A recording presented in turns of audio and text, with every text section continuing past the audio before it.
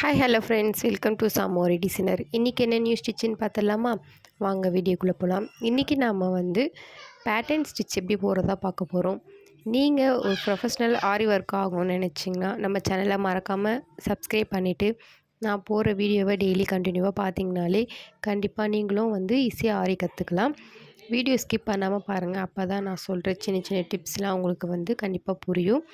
வாங்க நான் pattern stitch எப்படி போகிறது சொல்கிறேன். ஃபஸ்ட்டு இந்த மாதிரி ஒரு ரவுண்ட் ஷேப் ட்ரா பண்ணிவிட்டு அதில் ஃபஸ்ட்டு நம்ம என்ன பண்ண போகிறோம், செயின் ஸ்டிச் கொடுத்து அவுட்லைனை கவர் பண்ணிக்கணும்.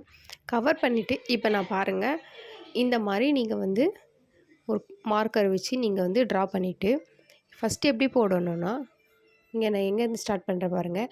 அப்படின்னு நான் செயின் ஸ்டிச் போட்டிருக்கேன் பார்த்தீங்களா, அதுக்கு உள்ளேருந்து ஒரு செயின் எடுத்துகிட்டு அந்த மார்க் பண்ணியிருக்க இடத்துல ஒரு செயின் கொடுத்துட்றேன். கொடுத்துட்டு மறுபடியும் மேலே கொண்டு போகிறேன். மேலே கொண்டு போயிட்டு அங்கேருந்து நீங்கள் என்ன பண்ணணும்னா, அப்படியே கீழே கொண்டு வந்து கீழே ஒரு குட்டி லாக் போட்டுட்டு அதை அப்படியே மறுபடியும் லாங் செயினாக நீங்கள் எடுத்துகிட்டு போகணும். பக்கத்தில் பாருங்கள், அந்த செயின்லேருந்து அப்படியே பக்கத்தில் லாங் செயின் எடுத்துகிட்டு போயிட்டு எந்த லாக்கும் கொடுக்கக்கூடாது. நீங்கள் அப்படியே மறுபடியும் மேலே எடுத்துகிட்டு போயிட்டு அந்த அவுட்லைனுக்கு உள்ளே கொடுக்குறேன், வெளியே கொடுக்கல, உள்ளே கொடுத்துட்டு கீழே அப்படியே நீங்கள் இழுத்தீங்கன்னா அந்த த்ரெட் நல்லா டைட் ஆகிட்டு வரும். நீங்கள் நல்லா லாங்காக இழுத்திங்கனாலே அந்த த்ரெட் டைட் ஆகும். ஸோ பக்கத்துலேயே ஒரு குட்டி லாக் போட்டுட்டு மறுபடியும் ஒரு பெரிய லாங் செயின் கொடுக்குறேன்.